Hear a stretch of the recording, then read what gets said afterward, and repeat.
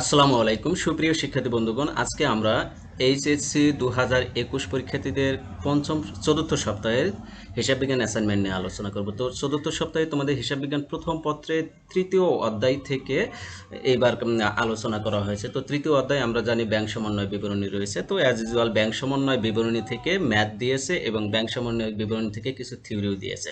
তো কি কি দিয়েছে সেই নির্দেশনাটা একটু পড়বো। আগে অ্যাসাইনমেন্টের শিরোনামটা আগে ক্লিয়ার হয়ে নেই। তো অ্যাসাইনমেন্টের শিরোনাম হবে নগদ অর্থের স্বচ্ছতা নিশ্চিতকরণে ব্যাংক সমন্বয় বিবরণী প্রস্তুতকরণ। ঠিক আছে, তো এইটাই হলো তোমাদের অ্যাসাইনমেন্টের শিরোনাম। ঠিক আছে, নগদ অর্থের স্বচ্ছতা নিশ্চিতকরণে ব্যাংক সমন্বয় বিবরণী প্রস্তুতকরণ। যদি তোমাদের এটা এক লাইনে লিখতে সমস্যা হয় তাইলে তোমরা এই যে শুধু ব্যাংক সমন্বয় বিবরণী তৃতীয় অধ্যায় এটা দিয়ে দিতে পারবা। ঠিক আছে, শিরোনামটা তো এটা দিয়ে দেওয়াই বেটার, আর না হলে এটা দিয়ে দেবা। তো এখানে একটা তথ্য বলা আছে, সহায়ক তথ্য বলা আছে, সেই তথ্যটা কি বলা আছে সেটা দেখব, তারপর আমরা নির্দেশনা অনুযায়ী অ্যান্সার করার চেষ্টা করব।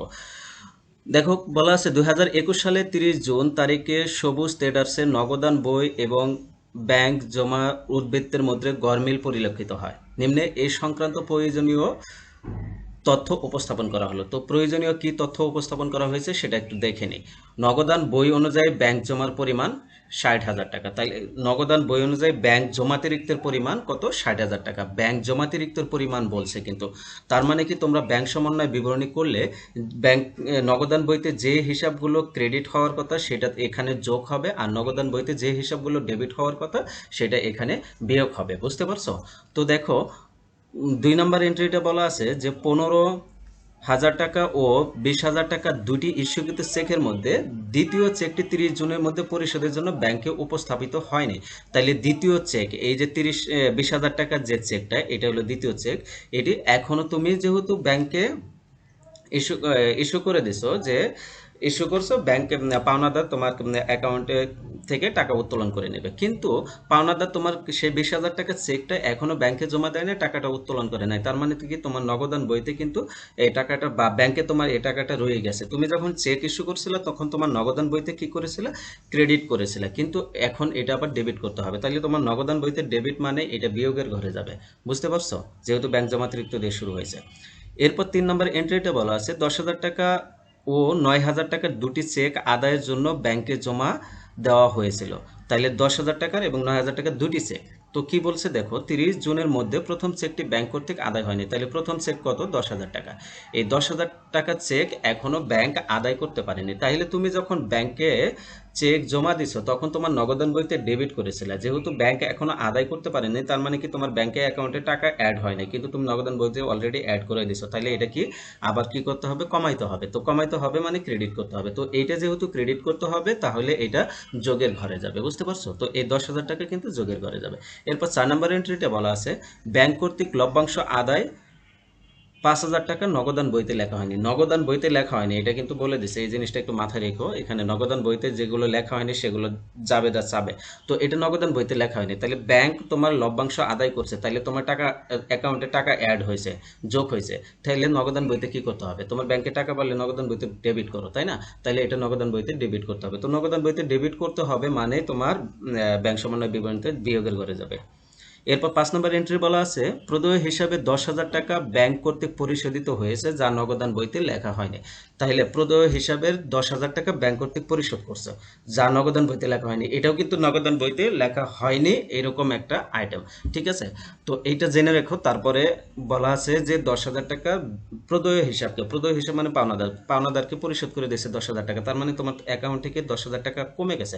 তাহলে ব্যাংক অ্যাকাউন্ট থেকে টাকা কমে গেলে তুমি নগদান বইতে কি করো? ক্রেডিট করো। তাহলে যেহেতু নগদান বইতে এটা ক্রেডিট করতে হবে তাইলে এটা যোগের ঘরে যাবে। বুঝতে পারছো?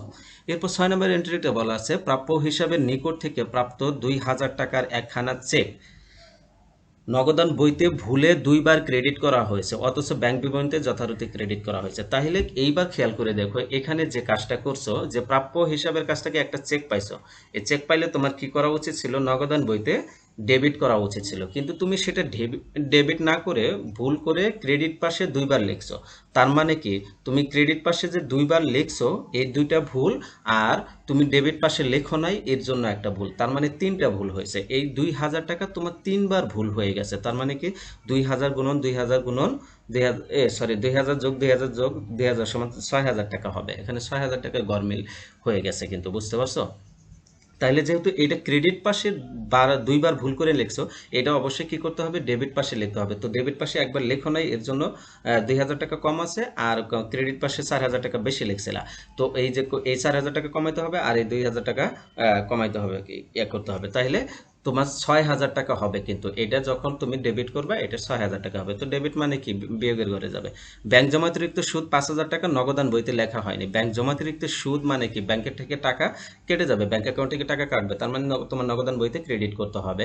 এটা তুমি ক্রেডিট এখনো করো নাই, তো ক্রেডিট করতে হবে মানে কি, বিয়োগের ঘরে, যোগের ঘরে যাবে। ব্যাংক জমাতিরিক্ত যেহেতু আছে, যোগের ঘরে যাবে।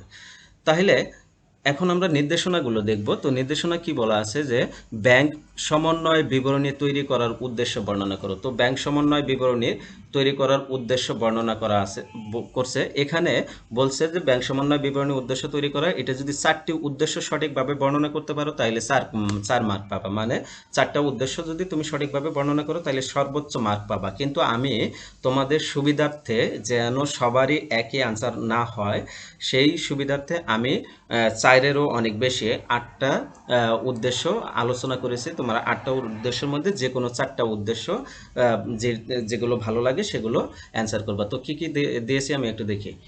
ব্যাংক বিবরণীর উদ্দেশ্য, ব্যাংক সমন্বয় বিবরণী করার উদ্দেশ্য, এক হলো গরমিলের কারণ নির্ণয়। বুঝতে পারছো, আমি বিস্তারিত পড়লাম না। গরমিলের কারণ নির্ণয়। এরপর হলো 2 নম্বর হলো প্রকৃত ব্যাংক জমার উদ্বৃত্ত নির্ণয়। তারপরে 3 নম্বর হলো হিসাবের গাণিতিক নির্ভরতা। তারপরে 5 নম্বর হলো অভ্যন্তরীণ নিয়ন্ত্রণ। 6 নম্বর হলো নিরীক্ষা কার্যে সহায়তা করা। 7 নম্বর হলো ভুল ত্রুটি উদ্ঘাটন করা। তারপরে 8 নম্বর হলো নিখুঁত বিবরণী প্রস্তুত করা, ভুল বোঝাবুঝির অবসান করা। ঠিক আছে, তো এই যে এই 8টা উদ্দেশ্য আমি দিয়েছি, এই 8টার মধ্যে যে কোনো 4টা তোমরা আলোচনা করবা। ঠিক আছে, এই 4টা আলোচনা করলে তোমাদের সর্বোচ্চ মার্কস দিয়ে দিবে, কারণ নির্দেশনায় বলা আছে যে কোনো 4টা যদি আলোচনা করতে পারো তাহলে সর্বোচ্চ মার্কস পাবে। তো আবারও দেখাই দিচ্ছি, গরমিলের কারণ নির্ণয়, প্রকৃত ব্যাংক জমার উদ্বৃত্ত, হিসাবের গাণিতিক নির্ভুলতা, অভ্যন্তরীণ নিয়ন্ত্রণ, নিরীক্ষা কার্যের সহায়তা, ভুল ত্রুটি উদ্ঘাটন, তারপরে হলো নিখুঁত আর্থিক বিবরণী প্রস্তুত, ভুল বোঝাবুঝি অবসান। তো এটাই ছিল ক নম্বর প্রশ্নের অ্যান্সার। এরপর খ নম্বর কি বলেছে একটু দেখি। খ নম্বর বলেছে যে নগদান বই ও ব্যাংক বিবরণী উদ্বৃত্তে গরমিলের যে কারণ সেগুলো চিহ্নিতকরণ করতে হবে। তো খ নম্বর এই যে কারণ, এখানে 6টা কারণ যদি সঠিক হয় তাহলে সর্বোচ্চ মার্ক পাবা। তার মানে কি তোমার 6টা কারণ, কমপক্ষে 6টা কারণ লিখতে হবে। তো আমি 9টা কারণ লিখে দিয়েছি, তোমরা যে কোনো 6টা লিখবা বা 9টাই লিখতে পারো, লিখো তোমাদের ইচ্ছা। তো কি কি কারণ আছে দেখি। নগদান বই এবং ব্যাংক বিবরণী উদ্বৃত্তের মধ্যে গরমিলের কি কি কারণ রয়েছে। তো গরমিলের এটা প্রথমে একটু টাইটেল লিখে দিবা, কিছু মানে একটু সূচনা আলোচনা করবা। তারপরে হলো এর কারণগুলো বলে দেবা। তো কি কি কারণ থাকতে পারে, জমাকৃত চেক থাকতে পারে, তারপরে হলো ইস্যুকৃত চেক থাকতে পারে, তারপরে হলো থাকতে পারে ব্যাংক কর্তৃক সরাসরি আদায়, এরকম বিষয় থাকতে পারে, তারপরে হলো তোমার ব্যাংক কর্তৃক সরাসরি পরিশোধ, এরকম বিষয় থাকতে পারে, তারপরে হলো ব্যাংকে জমাকৃত চেক ও প্রাপ্য নোটের অমর্যাদা, এটা হতে পারে, তারপরে হলো প্রদেয় কি তারপরে হলো তোমার প্রদেয় নোট ও ইস্যুকৃত চেকের অমর্যাদা হতে পারে, তারপর মঞ্জুরিকৃত সুদ হতে পারে, তারপরে হলো তোমার ব্যাংক চার্জ হতে পারে, তারপরে নগদান বহি ও ব্যাংক বিবরণী ভুল করলে দুইটা, যদি নগদান বইতে ভুল করা হলো বা ব্যাংক বিবরণীতে ভুল করা হলো, এই ধরনের কাজও থাকতে পারে। তো আরও অনেক কাজ আছে, তুমি যে কোনো 6টা কাজ কিন্তু লিখে দিবা। বুঝতে পারছো? এরপরে যে প্রশ্নটা বলেছে সেটা আমরা একটু দেখে নিই। তো এরপরে প্রশ্নটা বলেছে যে নগদান বইয়ে লেনদেন লিপিবদ্ধকরণ। তো নগদান বইতে লেনদেন লিপিবদ্ধকরণ, তো লিপিবদ্ধকরণটা কেমনে করবে এটা নির্দেশক এখানে বলা আছে। সহায়ক তথ্যের ভিত্তিতে নগদান বইতে লিপিবদ্ধ হয়নি এরূপ লেনদেন সমূহের দাখিলা প্রস্তুত করতে হবে। তো দাখিলা মানে আমরা জানি জাবেদা, এখানে 4টা দাখিলা কথা উল্লেখ আছে। তো 4টা দাখিলাই আছে, দেখো এই যে নগদান বইতে লেখা হয়নি 4 নম্বরটা, তারপরে 5 নাম্বারটা নগদান বইতে লেখা হয়নি, তারপরে 7 নাম্বারটা নগদান বইতে লেখা হয়নি, আর এই যে 6 নাম্বারটা যে কাহিনী হয়েছে এটাও এখানে মিলাইতে হবে। তো এই চারটা যদি সঠিক হয় তাহলে আমাদের 4 মার্কস দেওয়া হবে, মানে সর্বোচ্চ মার্কস দেওয়া হবে। তো প্রথমে যে 4 নাম্বার এন্ট্রিটা দেখবো, দেখো ব্যাংক কর্তৃক লভ্যাংশ আদায় করছো, তার মানে তোমার অ্যাকাউন্টে, ব্যাংকের অ্যাকাউন্টে টাকা বাড়ছে, তাহলে ব্যাংক হিসাব ডেবিট হয়ে গেছে। আর যেহেতু লভ্যাংশ আয়, তাহলে এটা হলো ক্রেডিট, তাহলে লভ্যাংশ ক্রেডিট হবে আর ব্যাংক হিসাব ডেবিট হবে। তো এটা আমরা জাবেদা কিভাবে করব, ব্যাংক হিসাব ডেবিট, লভ্যাংশ হিসাব ক্রেডিট। এখানে 2021 জুন 30 দিবা প্রথম তারিখটা, ঠিক আছে। দেওয়ার পরে তারপরে আর তারিখ দেওয়ার দরকার নাই, তুমি সিরিয়াল নাম্বারগুলো দিলে তুমি এটা কোথায় দিবা, বিবরণে ঘরে দেবা, এই যে এখানে সাইডে দিয়ে দেবা। তো এখানে সিরিয়াল নাম্বার সাইডে দিয়ে দেবা, এটা আমরা 4 নম্বরে আলোচনা করছি। তো এখানে 4 নাম্বারটা দিয়ে দেবা, ঠিক আছে, এই যে এখানে এইভাবে দিয়ে দেবা। ওকে, 4 নাম্বারটা ব্যাংক হিসাব ডেবিট হবে, লভ্যাংশ হিসাব ক্রেডিট হবে। এরপরে কোনটা লিপিবদ্ধ হয়নি, এরপর হলো 5 নাম্বারটা লিপিবদ্ধ হয়নি, যে প্রদেয় হিসাবকে পরিশোধ করছে, তাহলে প্রদেয় হিসাব কমে গেছে আর ব্যাংকে টাকা কমে গেছে। তো ব্যাংকে টাকা কমলে ক্রেডিট হয়, আর প্রদেয় হিসাব যেহেতু দায় কমলে ডেবিট হবে, তাহলে প্রদেয় হিসাব ডেবিট, ব্যাংক হিসাব ক্রেডিট। এটা হলো 5 নাম্বার লেনদেন, প্রদেয় হিসাব ডেবিট, ব্যাংক হিসাব ক্রেডিট, এটা 10,000 টাকা বসাই দিলাম, ঠিক আছে। তো এই অঙ্কটা কিন্তু অবশ্যই সুন্দরভাবে দিতে হবে, ভুল করা যাবে না।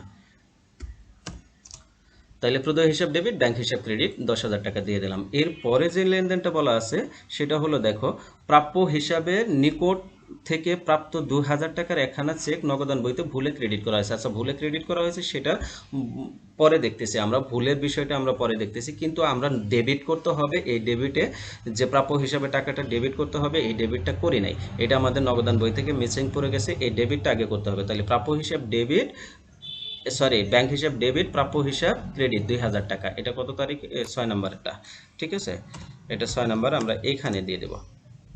এরপরে লাস্টেরটা বলা আছে যে ব্যাংক জমাতিরিক্তের সুদ। তো আমরা জানি ব্যাংক জমাতিরিক্তের সুদ মানে ব্যয়, তো ব্যয় হলে কি হয়, ডেবিট হয়, আর যেহেতু এটা ব্যাংক অ্যাকাউন্ট থেকে টাকা কেটে নিয়েছে তাহলে ব্যাংক হিসাব ক্রেডিট হবে। তাহলে আমরা লিখে দেবো ব্যাংক জমাতিরিক্তের সুদ হিসাব ডেবিট আর ব্যাংক হিসাব ক্রেডিট, ঠিক আছে। তো এইটাই ছিল গ নম্বর প্রশ্নের অ্যান্সার। আরেকবার দেখে নাও বা স্ক্রিনশট নিয়ে মেরে নিতে পারো, ঠিক আছে।